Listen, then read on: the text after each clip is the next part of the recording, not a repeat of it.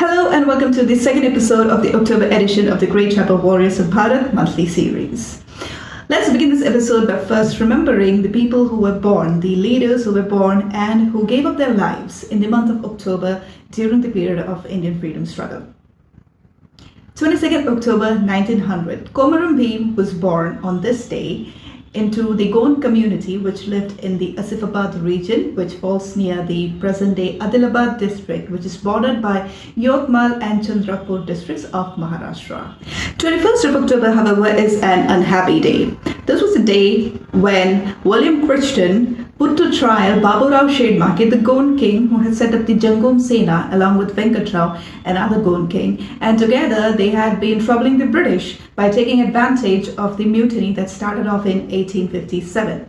So we know from the previous episodes of the series that Crichton was trying his best to nab both these Gond kings, and for this he went to the extent of getting into an alliance with Lakshmi Bai, the Zamindarin of Ahiri, and while she put in some demands, Crichton was not willing to bend to those demands, but still he was expecting her full support. Lakshmi Bai, given the prevailing conditions, economic conditions at that time, or maybe because of a change of heart, we do not know, decided to eventually help, or inadvertently she ended up helping Crichton, and first Baburao Shedmake was arrested and later on Venkatrao was nabbed.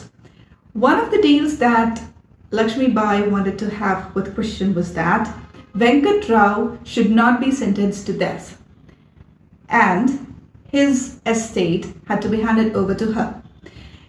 Crichton was initially reluctant to take any action on either of these. He was not willing to give way to these 2 points, but eventually, after he had got hold of both these kings, he gave 67 villages that came under Venkatrao to Lakshmi Bai, and he decided to just sentence Venkatrao to life imprisonment, whereas Baburao Shedmake was sentenced to death by hanging.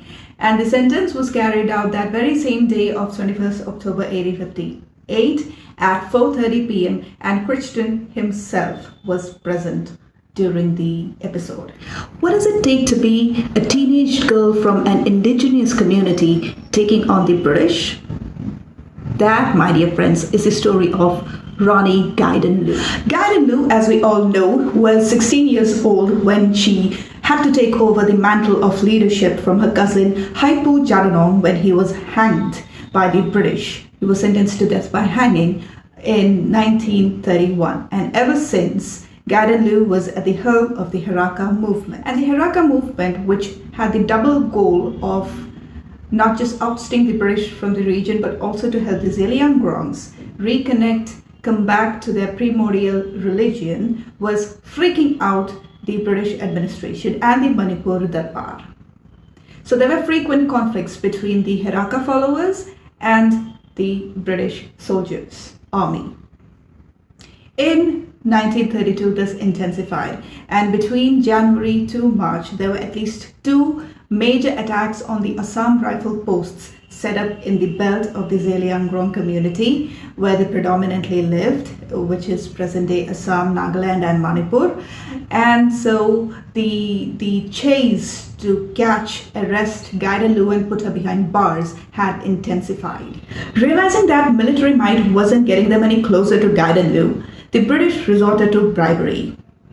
The Deputy Commissioner of Naga Hills, at the time present-day Nagaland was known as the Naga Hills District.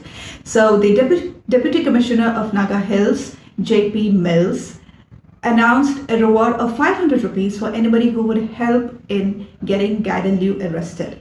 At the same time, the Manipur Darbar also announced a cash award of 200 rupees to anyone who would give any information that could lead to the arrest of Gaidinliu.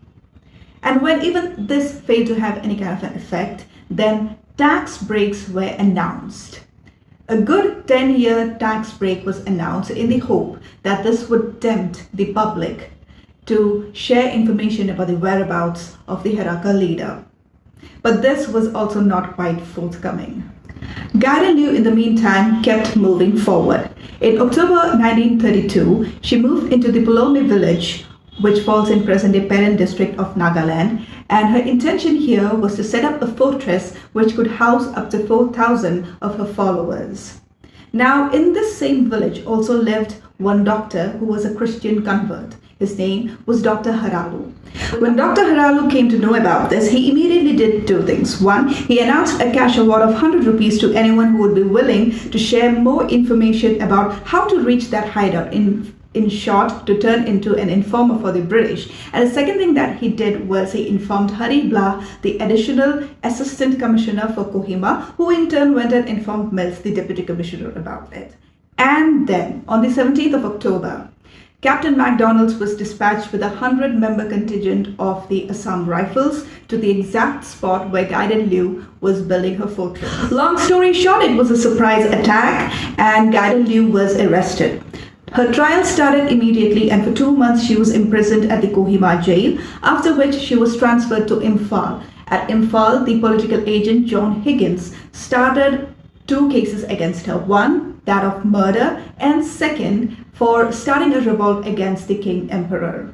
On March 7, 1933, at the age of 18, Gaidinliu was finally sentenced to life imprisonment. And that is what it means to be a teenage girl from an indigenous community taking the British head on. Are you game?